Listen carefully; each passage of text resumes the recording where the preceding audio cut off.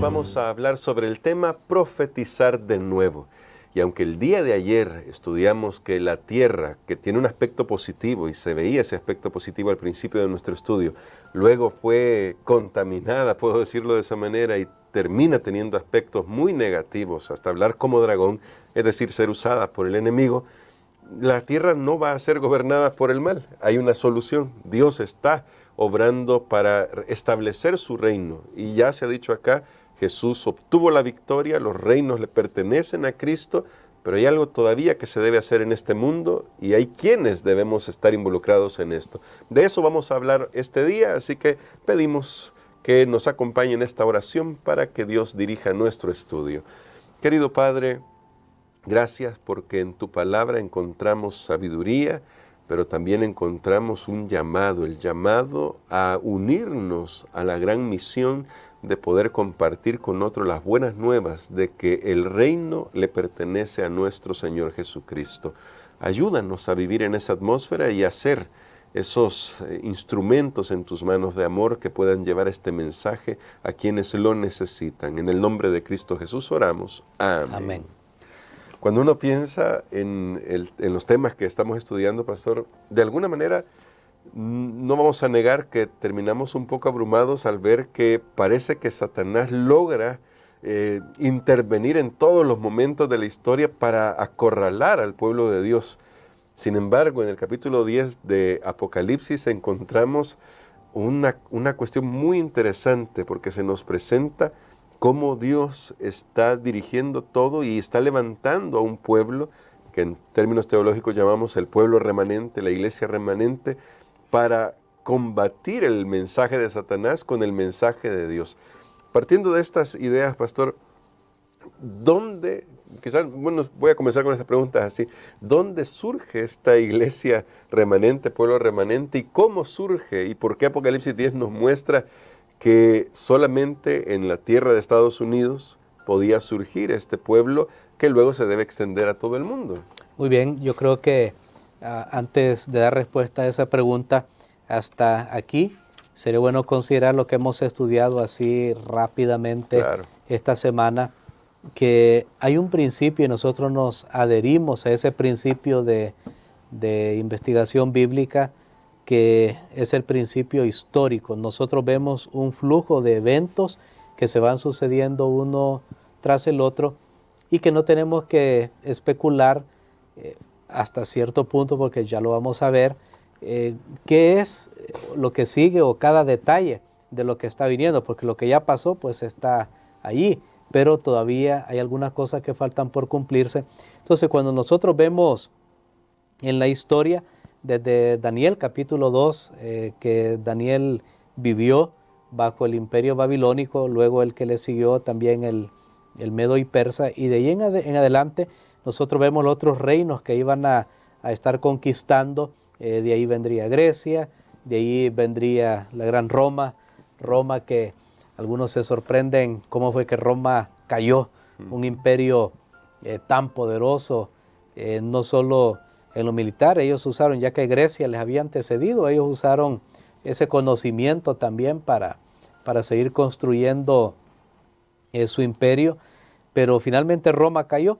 Algunos dicen que fue una erosión que hubo también. Claro que lo moral tiene que ver. Algunas personas piensan, no, cada quien que viva lo que quiere, y parece que lo moral influyó bastante también en Roma. Finalmente Roma cayó. ¿Quién ocupa el vacío, ese gran vacío que Roma estaba dejando? Bueno, la historia lo comprueba fehacientemente, que quien ocupa ese vacío es la iglesia que había en Roma en ese momento.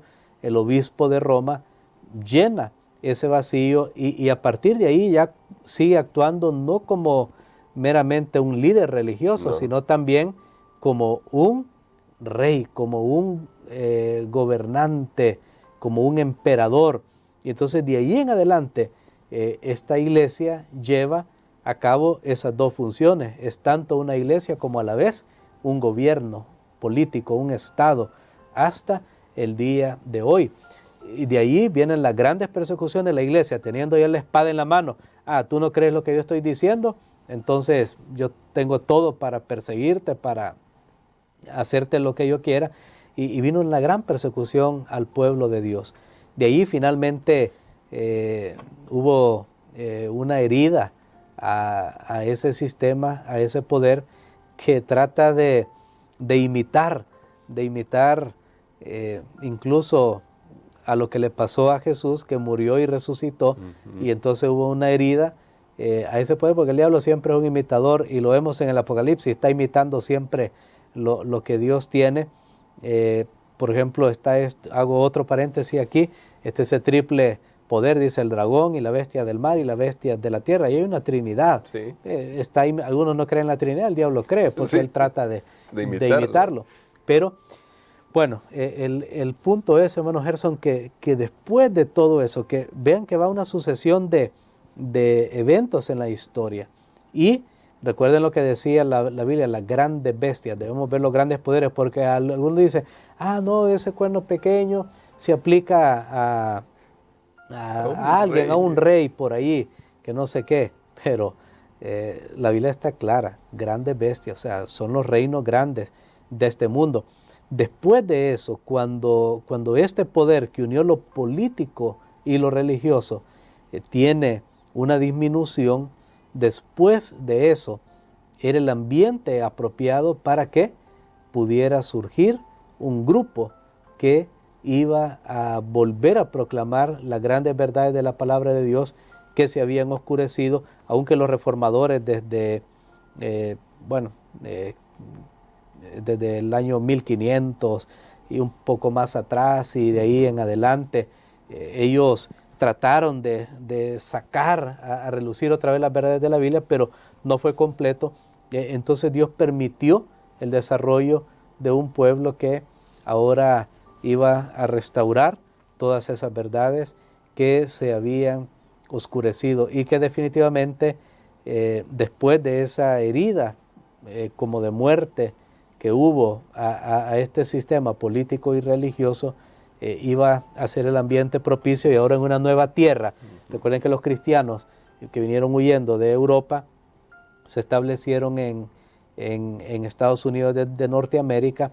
Entonces ahora ahí se iba a encontrar el ambiente propicio para que, como una semilla que es sembrada, pudiera crecer y pudiera dar fruto. Ahora, este ambiente propicio, pastor, creo que tiene un fundamento, y me gustaría que en Apocalipsis 10 veamos a qué me refiero con esto del fundamento, y que nuestro pastor nos ayude al respecto. No vamos a leer todo el capítulo, pero le invito a que lea el capítulo 10 desde el versículo 1 al 11. No es un capítulo largo, pero quiero centrarme en algunos elementos. Por ejemplo, pastor, cuando dice el verso 9, que ya se le ha dado la orden al profeta Juan que vaya y tome un librito, y dice, y fui al ángel diciéndole que me diese el librito, y él me dijo, toma y cómelo, y te amargará el vientre. Por cierto que se le ha dicho a Juan que este librito está abierto, son unas palabras muy importantes, pero en tu boca será dulce como la miel, aunque te amargará el vientre, ya leíamos eso. Entonces tomé el librito de la mano del ángel y lo comí, y era dulce en mi boca como la miel, pero cuando lo hube comido, amargó mi vientre. Dejaré el versículo 11 hasta el final. Pero, pastor, cuando habla de este librito que nos muestra Apocalipsis, no leímos ese texto que está antes, que está abierto ahora, me hace recordar algo que ya estudiamos sobre el librito cerrado. Quiere decir, pastor, que este ambiente propicio permitió que se entendieran, comenzaran a entenderse mejor las profecías, y eso fue el fundamento del surgimiento del movimiento que Dios está levantando. Correcto. Sabe que esta visión de Apocalipsis capítulo 10 y también el capítulo 11 son un paréntesis a lo que está viniendo, porque cuando vemos Apocalipsis 9 está hablando de las trompetas, habla de la sexta trompeta. Lo lógico, lo natural era que hablara de una sola vez de la séptima. Pero antes de hablar de la séptima trompeta, que es la última ya, y que después de eso ya lo que queda es la venida de Cristo, se hace un paréntesis para hablar en medio de todo ese caos que ha representado los gobiernos de este mundo, porque recuerden, no perdamos de vista cuál es el propósito de la lección. En medio de todo eso, Dios vuelve a restaurar nuevamente sus verdades y está preparando un pueblo, y esto es tan importante porque se iban a entender nuevamente lo que habíamos hablado anteriormente, las profecías del libro de Daniel especialmente, amén, que habían quedado selladas, que eran para el tiempo del fin, se iban a entender nuevamente, y entonces aparece un ángel que toda la descripción, cuando usted lea el versículo 1 del capítulo 10 de Apocalipsis, es como la de Jesús, y se cree que este ángel es Jesús, y puso su pie sobre el mar, su pie derecho sobre el mar, el izquierdo sobre la tierra, es lo que yo mencionaba, abarcando la totalidad. Así como Satanás tiene, y lo veremos más adelante, esas bestias del mar y de la tierra, Dios también tiene el deseo de que este mundo sea alcanzado con la verdad, y entonces ahora este libro nos muestra que las profecías iban a ser conocidas, iba a ser de gran gozo, ya lo que usted leyó, y iba a ser dulce en el paladar, pero que iba a haber una frustración en este caso, porque cuando llegó al vientre, dice que era realmente algo amargo, algo agrio, como cuando uno come algo y sabe rico, pero después usted siente todo tipo de reacciones ahí en su sistema digestivo. Muy bien, pero que eso no iba a ser el fin, sino que después de eso era otra vez la oportunidad para profetizar. Ahora, nuevamente, hermano Gerson, vamos a estudiar en la historia los grandes eventos. Después, recuerden que mencionamos así rápidamente de Daniel hasta todo ese periodo de oscurantismo. Después de eso surge, bueno, un nuevo mundo, una nueva tierra, donde existe la posibilidad, así como el pueblo de Israel creía que ellos eran un oasis, que ellos eran una tierra de paz, de prosperidad. Así en este nuevo mundo, esta tierra que prácticamente estaba desolada, llegó a representar un refugio para los creyentes. Y la gran pregunta, después de eso, ¿qué movimiento hay reconocido en la historia que trajo para las personas un mensaje de esperanza? ¿Qué movimiento hay? ¿Qué hay? ¿Qué hay allí? Aquí en el Nuevo Mundo ya, en Estados Unidos de América, ¿qué hay?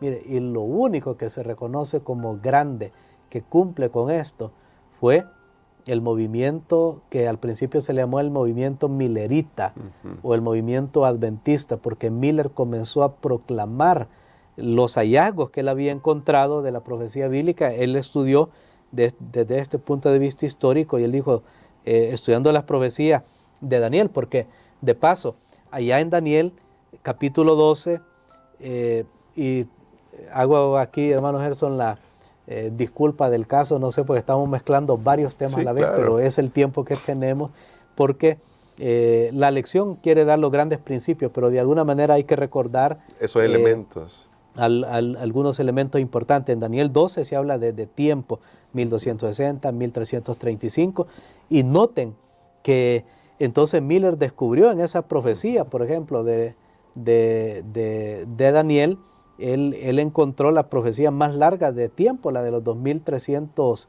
años, o tarde y mañana, que eran días y que se traducen en años. Entonces él vio que llegaban a la conclusión. Primero puso una fecha ahí, 1843, luego 1844, que era la fecha correcta, y entonces él dijo, aquí tiene que acontecer algo, aquí tiene que suceder algo. Entonces él comenzó a proclamar esto, y se hizo un gran movimiento en Estados Unidos de Norteamérica. Decenas de miles de personas estaban preparando para encontrarse con su Señor, pero sucede que Miller se equivocó en el sentido que él dijo que venía Cristo, cuando Cristo no era el que estaba viniendo. Y entonces ahí hace referencia a este momento de chasco, de amargura, de decepción que experimentó el pueblo, pero que luego se le da la orden de seguir y profetizar. Y sabe que en Daniel capítulo 10, en contraposición en Apocalipsis el capítulo 10, en contraposición de Daniel el capítulo número 12, aquí se dice en el versículo 6, el tiempo no será más. O sea que a partir de ahí, y yo quiero dejar esto bien claro, a partir de ahí ya no iba a haber una fecha profética. Ya eso 1335, 1260, 2300, cualquier periodo, 70 semanas, etcétera, cualquier periodo ya tenía que encontrar su cumplimiento hasta 1844. Y de ahí íbamos a vivir sin un tiempo específico, profético, que como se tuvo anteriormente, y simplemente nos vamos a guiar por las señales que Dios ha dado, siempre manteniendo cuidado con cómo nosotros interpretamos las profecías que están por venir, porque hay algo que no leímos aquí en Daniel, el capítulo 10, y me gustaría que lo leyéramos, hermano Gerson, Daniel, el capítulo número 10, y los versículos 3 y 4. Sí, Apocalipsis, capítulo 10. Perdón, en Apocalipsis, estamos ya mezclando los dos términos, pero Apocalipsis, capítulo 10, versículos 3 y 4. Que dice, y clamó a gran voz, como ruge un león, y cuando hubo clamado, 7 truenos emitieron sus voces. Cuando los 7 truenos hubieron emitido sus voces, yo iba a escribir, pero oí una voz del cielo que me decía, sella las cosas que los 7 truenos han dicho y no las escribas. Mire, hay algo bien interesante. A Juan siempre se le está pidiendo que él escriba, que él escriba, que él comente lo que él oye, lo que él ve. Pero aquí en esta visión de Apocalipsis, capítulo número 10, dice que escuchó los truenos, una voz como de león. Esto definitivamente es una referencia a las palabras de Dios, es un mensaje que viene de Dios, y dice 7 truenos. El número 7 siempre, cuando habla de 7 ojos del Cordero, 7 cuernos del Cordero, está hablando de la plenitud del poder de Dios, del conocimiento de Dios. Aquí de los 7 truenos está hablando de la plenitud, de la fuerza de su mensaje, pero se le dijo a Juan, sella las cosas que los 7 truenos han dicho y no las escriba. Hay cosas que Dios no le permitió a Juan, aunque él las conoció y las escuchó y las supo, no le permitió escribirlas, y por eso hay cosas que no sabemos con detalle. Y yo quería destacar esto porque a veces podemos también en la euforia de que tenemos las profecías y conocemos las profecías, podemos caer realmente en especulaciones innecesarias o vamos más allá de lo que ha sido escrito, y debemos tener mucho cuidado. Mantengámonos en las líneas generales. Cuidado que alguien aparece y dice, yo ya sé, ya Dios me reveló, ya investigué qué decían esos 7 truenos. Cuidado. Tengamos mucho cuidado. A veces queremos conocer cada detalle, queremos ser Dios. Esto va a tener que cumplirse de esta manera. Hoy va a ser este personaje, hoy va a ser este presidente, hoy va a ser este país. Tengamos mucho cuidado, mucho cuidado.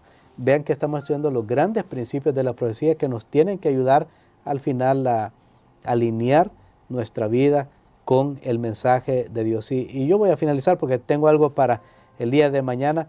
Voy a contestar una pregunta, hermano Gerson. Bueno, la iglesia entonces, ¿qué es lo que tiene que predicar? ¿Qué detalles o qué detalles no, qué detalles sí?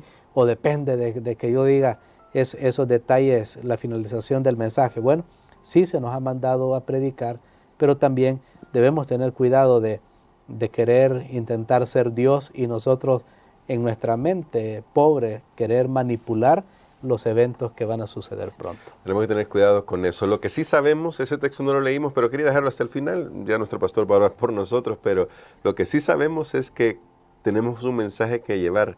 Y él me dijo, verso 11 de Apocalipsis 10, es necesario que profetices otra vez sobre muchos pueblos, naciones, lenguas y reyes. Y más adelante Apocalipsis 14 nos va a decir que tenemos 3 mensajes para todo el mundo. Hay algo que sí tenemos que hacer y Dios ha sido claro con eso, porque Dios quiere que el mundo sepa su solución, que es que Él tiene el Evangelio para nosotros.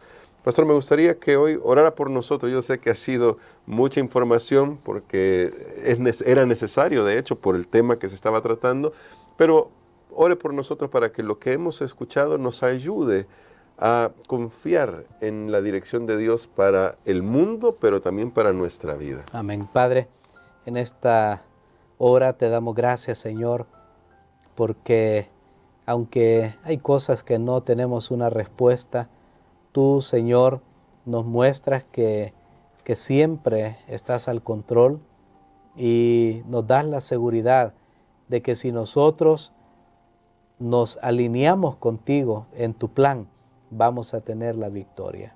Señor, ayúdanos para ser parte de ese grupo que se levanta y proclama las verdades para este tiempo. Ayúdanos, Señor, a escapar de los engaños que el enemigo ha lanzado para inundar a este mundo. Queremos, Señor, ser parte de ese plan que va a ir a predicar el Evangelio eterno a todas las naciones. En el nombre de Cristo Jesús. Amén.